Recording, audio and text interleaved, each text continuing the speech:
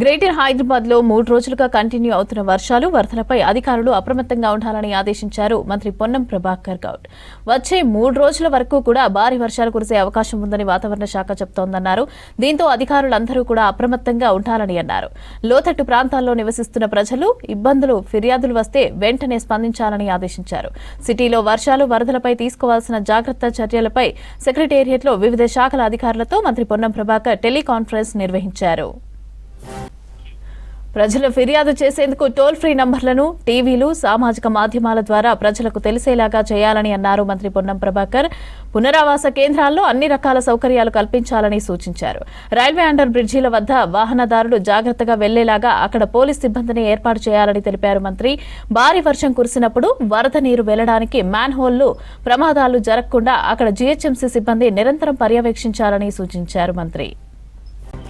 విద్యుత్ స్తంభాలు విద్యుత్ తీగల వద్ద నగరవాసులు జాగ్రత్తగా వ్యవహరించాలని సూచించారు మంత్రి పొన్నం. భారీ వర్షాలు కురిసే అవకాశం ఉన్నప్పుడు ప్రజలను అప్రమత్తం చేస్తూ మొబైల్ మెసేజ్ల రూపంలో సందేశాలు పంపాలని ఆదేశించారు.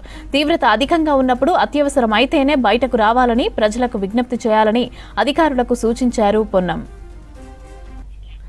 తాగునీటి సరఫరా అయ్యే సమయంలో ఖచ్చితంగా మంచినీటి నాణ్యతను పరీక్షించాలని అన్నారు. ఎక్కడా తాగునీరు కలుషితం కాకుండా తగు జాగ్రత్త చర్యలు తీసుకోవాలని అన్నారు మంత్రి పొన్నం. బస్తీలు లోతట్టు ప్రాంతాలు మొత్తం కూడా మరింత అప్రమత్తంగా ఉండాలని ఆదేశించారు. నగర ప్రజలు ఇలాంటి పరిస్థితులను మ్యాన్ హోల్ మూతలు తెరవకుండా జాగ్రత్తలు తీసుకోవాలని అన్నారు పొన్నం. హైడ్రా, జీహెచ్ఎంసీ, పోలీసు, ఇతర విభాగాల అధికారులు సమన్వయం చేసుకుంటూ పనిచేయాలని ఆదేశించారు మంత్రి.